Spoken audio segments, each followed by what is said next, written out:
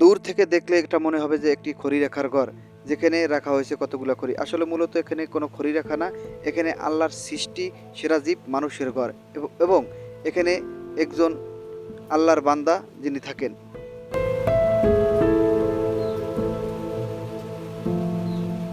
আশির সই সই বয়স, স্ত্রী ২০ বছর আগে হারিয়ে তিনি একাকার হয়ে পড়েছেন। আছিল একটি শিলা সন্তান, তাও তার খবর নেন না।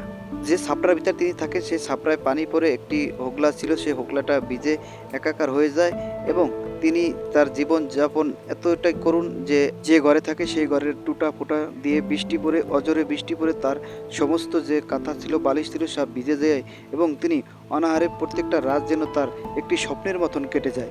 রাত আসলেই বৃষ্টি, দিন হলেই খাবারের যে একটা তাড়না, সেই খাবারটুকু তার ঘরে নেই। যখন আমরা তারে এই বিষয়ে জানতে চাইলাম, তিনি বলল তার মনের আকুতি।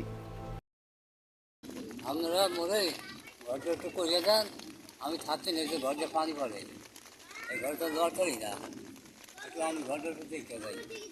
তার জীবনের শেষ উৎসটুকু ছিল যে তার মৃত্যুর শেষ আগ মুহূর্তে তার গড্ড তিনি দেখতে চান, এবং তার গড্ড দেখে তিনি শান্তি মতন মারা যেতে চান।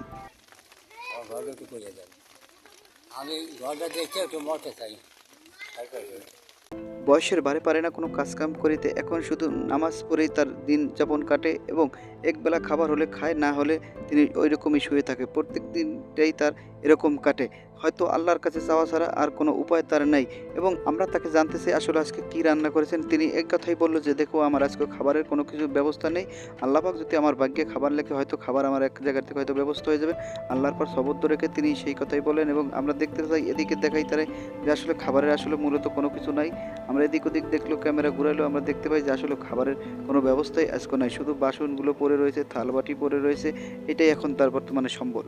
এই ছাপড়িঘরেই বসবাস করে কেরামার সর্দার, তার বাড়ি মাদারীপুর কালকিনি ডাসারেতে, এবং দক্ষিণ বাউতালিতে কাজীবাকাই ৫ নং ওয়ার্ডে। তিনি বিগত দিনে যার কাজকাম করে জীবিকা নির্বাহ করলেও এখন আর কাজকাম করতে পারে না, কারণ বয়সের ভার হয়ে যাওয়ার সাথে সাথে তার শরীরের শক্তি সব কমে যায়, এবং তিনি তার এই বিদ্যমানরা যদি এগিয়ে একটু আসেন তাহলে হয়তো তার স্বপ্নটা পূরণ হয়ে যাবে। এবং যারা আসলে মূলত এই অর্থ সম্পদ দিতে পারবেন না, অবশ্যই তারা এই ভিডিওটা শেয়ার করে দিয়ে একটু হলেও তার একটু হেল্প করবেন। অবশ্যই ভিডিওটা বেশি বেশি শেয়ার করে দিবেন যাতে তার একটু হেল্প হয়।